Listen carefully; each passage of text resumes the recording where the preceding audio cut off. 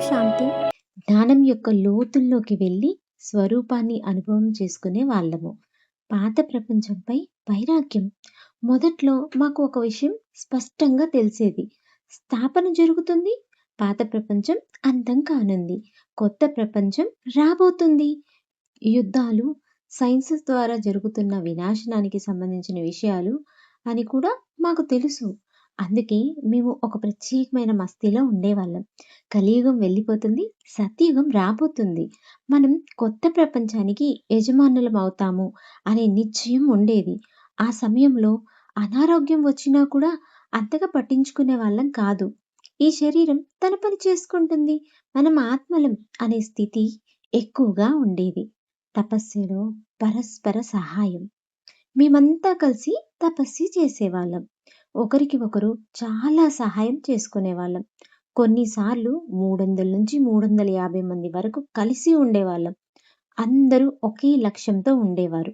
తపస్విమూర్తిగా అవ్వాలి. బాబా స్మృతిలో ఉండాలి. ప్రపంచానికి శాంతి మరియు శక్తినివ్వాలి. ఒక ప్రత్యేకమైన అనుభవం. ఒకసారి బాబా మమ్మల్ని తేజవంతులుగా తపస్వి స్థితిలో కూర్చోమని చెప్పారు. మేమంతా అలాగే కూర్చున్నాం. ఎంత సమయం గడిచిందో కూడా తెలియలేదు. గంటలు గడిచిపోయినా మా స్థితి అలాగే ఉండేది. ఒకసారి కొద్దిగా చలి అనిపించినప్పుడు బాబా ఒక ఉదాహరణ చెప్పారు.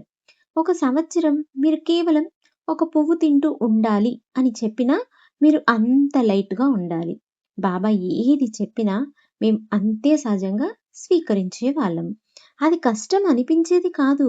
బాబాపై ఉన్న ప్రేమ వల్లే ఆ స్థితి సహజంగా వచ్చేది. కరాచీ జీవితం.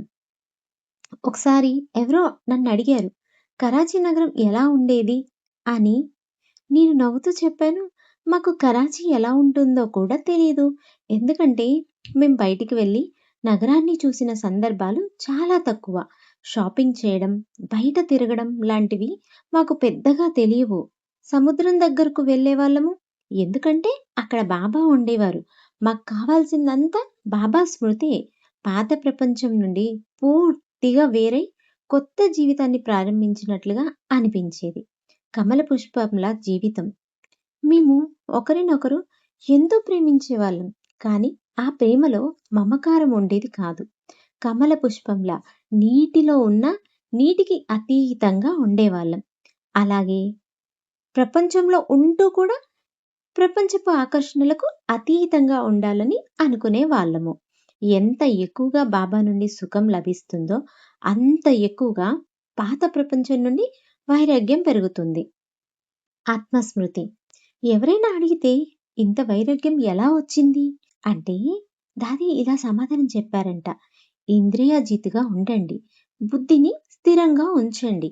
బాబాపై లగన్ పెంచుకోండి. నేను బిందు ఆత్మను అనే స్మృతిలో ఉండండి.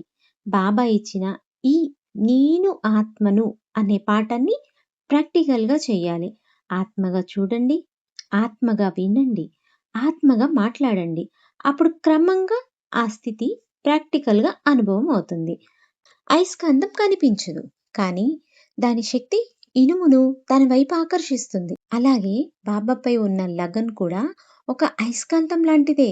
బాబాపై నిజమైన ప్రేమ లగన్ పెరిగితే మనసు సహజంగానే ఇతర ఆకర్షణల నుండి దూరం అవుతుంది. అందుకే ఒక దృఢమైన వ్రతం తీసుకోవాలి.